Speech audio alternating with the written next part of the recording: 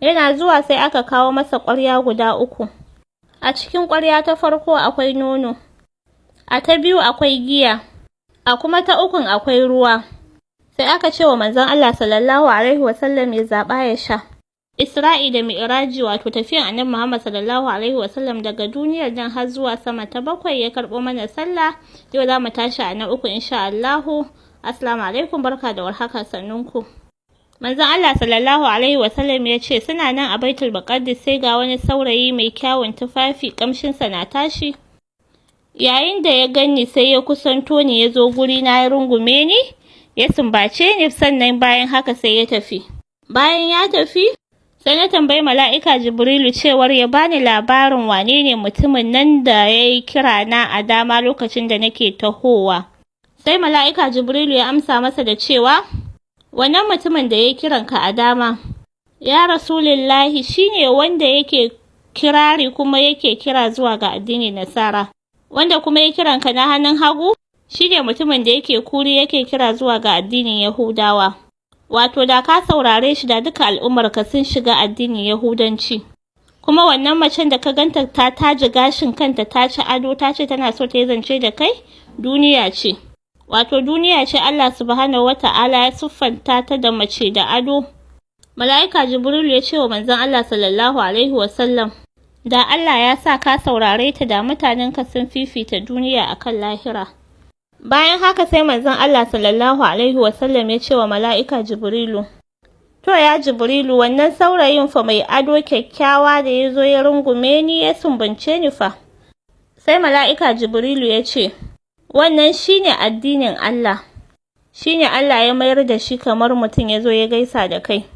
Saboda haka al'ummarka za su tabbata akan addinin musulunci, akan hanya ta gari kuma madaidaiciya, za su mutu suna mu'minai. Sannan kuma sai mala'ika Jibrilu ya yi wa manzon Allah sallallahu alaihi wasallam jagaba zuwa Baitul Maqdis, suka tafi, manzon Allah na bin bayansa. Yana zuwa sai aka kawo masa ƙwarya guda 3. A cikin ƙwarya ta farko akwai nono, a ta biyu akwai giya, a kuma ta 3 akwai ruwa. Sai aka ce wa manzon Allah sallallahu alaihi wasallam ya zaɓa ya sha. Manzon Allah sallallahu alaihi wasallam sai ya ɗauki ƙwaryar nono ya sha. Har ya kusa shanye wannan nonon sai ya rage kaɗan. Yana gamawa sai mala'ika Jibrilu ya ce masa, ka zaɓi addinin Allah, ka zaɓi addinin musulunci. Mala'ika Jibrilu ya ce, da ka zaɓi giya da al'ummarka sun halaka, kuma da ka zaɓi ruwa da al'ummarka sun halaka cikin ruwa. Saboda haka wannan nono shine addinin Allah. Da kuma ka shanye wannan nonon duka, to da duk al'ummarka babu wanda zai shiga wuta. Manzon Allah sallallahu alaihi wasallam da ya ji haka, saboda ya fi mu san kanmu, sai ya ce, to don Allah ka bani in shanye. Sai mala'ika Jibrilu ya ce, inna, ai ya Rasulullahi, Allah ya riga ya tabbatar da cewar za a samu waɗansu da za su zama daga cikin makamashin wuta. To da Allah ya ƙaddara da sai ya shanye kowa ma ya huta. Amma ala ayyi halin Ubangiji Allah ya yi masa alƙawari cewa wala saufa yu'tika rabbaka fatarda. Manzon Allah sallallahu alaihi wasallam kuma baya son ko ɗaya daga cikin al'ummarsa a wuta. Wato manzon Allah ba zai ce ya ishe ni ba Ubangiji, sai ya zaga jahannama ya ji babu sauran mai cewa la ilaha illallah Muhammadur Rasulullah. Saboda haka ya ƴan uwana musulmai, albushir a gare mu, in Allah ya yarda kuma da alfarma annabi Muhammad sallallahu alaihi wasallam za mu shiga aljanna baki ɗaya mu insha Allahu. Daga nan bayan duk sun gama haka sai mala'ika Jibrilu ya kama hannunsa suka zo gindin wani dutse.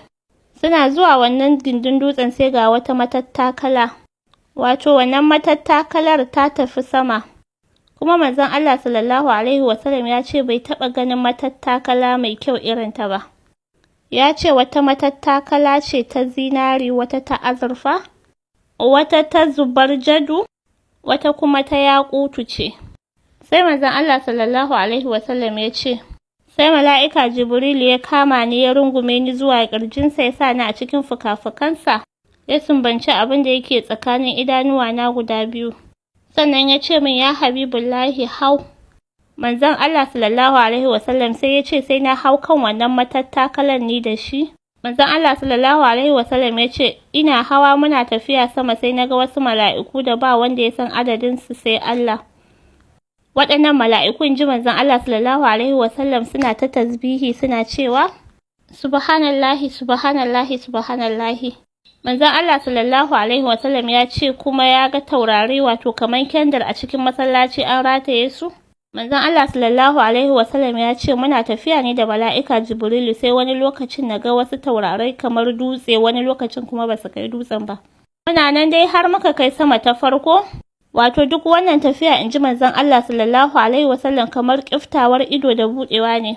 Alhalin duniya da sama ta ɗaya akwai tafiyar misalin shekara 500.